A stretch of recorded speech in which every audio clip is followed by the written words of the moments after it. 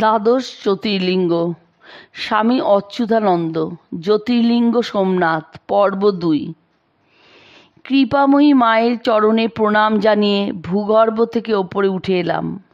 সেখানেও বিগ্রহ রয়েছেন। বোধহয় বিধর্মীর আক্রমণ থেকে মূল বিগ্রহকে রক্ষা করবার জন্যই ওপরের বিগ্রহটি এভাবে রক্ষিত। এখানে শুধু স্নান ও পুষ্পসজ্জা, নিত্য পূজাদির ব্যবস্থা নাই। যাই হোক, আবরণ দেবতাকে প্রণাম জানিয়ে মন্দিরের বাইরে এলাম। পশ্চিমাকাশে তখন বিরাট সোনার সূর্য অস্তমুখ।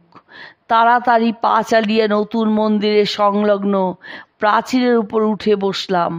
সেখানে বহু দর্শনার্থীর ভিড়।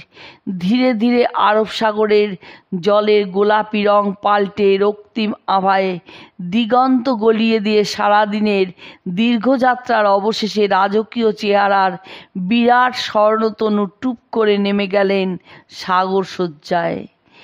ঘড়িতে তখন 7:20। এ সময় কলকাতা থেকে এখানে সূর্যাস্তের সময়ের তফাৎ প্রায় 1 ঘন্টা 20 মিনিট। এদিকে সূর্যাস্ত হলো, ওদিকে নতুন মন্দিরের আরতি বাজনাও শুরু হলো। যাত্রীরা পড়িকিমড়ি করে ছুটে গিয়ে হাজির হলো প্রধান মন্দিরে, নাট মন্দিরে। কোনো রকমে ভিড় বাঁচিয়ে পৌঁছালাম মন্দিরে। কোথাও তিল ধারণের স্থান নাই। দূর হইতে আরতি দর্শন করে তৃপ্ত হতে হলো। এখানে ভগবানের রাজকীয় ভাব, বিপুল ঐশ্বর্য, বিরাট জনসমাবেশ। আর অহল্যাবাইয়ের মন্দিরে শান্ত, স্নিগ্ধ, সমাহিত তমমগ্ন মহিমা। দুইয়ের মধ্যেই পার্থক্যটাই আমার চোখে পড়ল।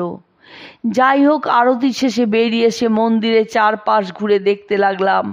ঠিক মন্দিরের পিছনের চত্বরে একেবারে সমুদ্রের ধারে বেশ কয়েকটি প্রাচীন মন্দিরের জীর্ণাবশেষ এখনো রয়েছে।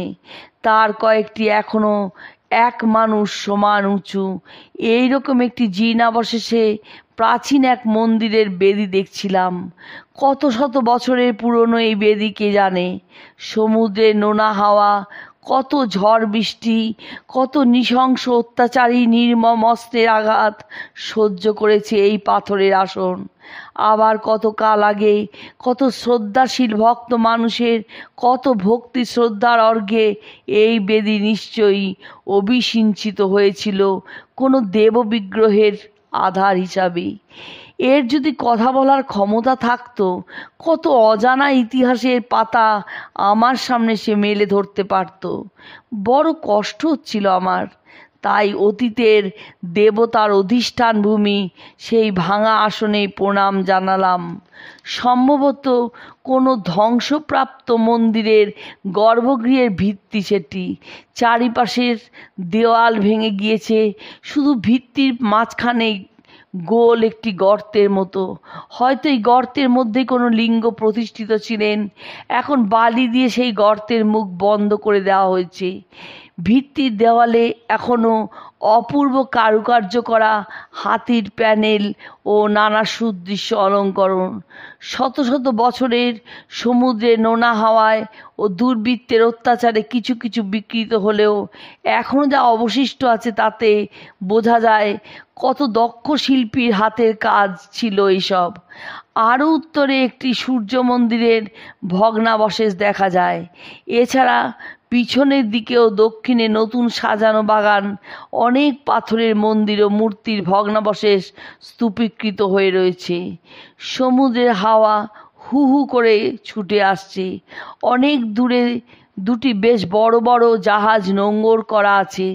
তাদের আলোগুলি অদ্ভুত সুন্দর দেখাচ্ছে। বাঁদিকে একটি লাইট হাউসের সার্চ লাইট ঘুরে ঘুরে আকাশের গায়ে আলোর রেখা ছড়িয়ে দিচ্ছে। আকাশের রং ক্রমশই ঘোর হচ্ছে। সমুদ্রে জলও কালো, আর ঢেউয়ের উপর সাদা ফেনা রেখা লম্বালম্বিভাবে একের পর এক এসে ভগ্ন মন্দিরের পাথরের প্রাচীরে আছড়ে পড়ছে। শান্ত পরিবেশ। প্রাচীরের ওপর ছড়িয়ে ছিটিয়ে 2-1 জন বসে আছেন। এমন সময় আমাকে খুঁজতে খুঁজতে এসে হাজির হলেন অহল্যাবাইয়ের মন্দিরের পূজারীজি। আমার সঙ্গে তার মন্দিরেই কথা হয়েছিল। সন্ধ্যার পরে আমি এই প্রাচীরের উপরে বসে থাকব। এই বয়স্ক মারাঠি ব্রাহ্মণ সাধু সন্ন্যাসীদের খুবই ভক্তি করেন মনে হলো, কারণ কিছুতেই আমার পাশে বসতে চাইলেন না। অনেক বলতে একটু দূরত্ব বজায় রেখে বসলেন।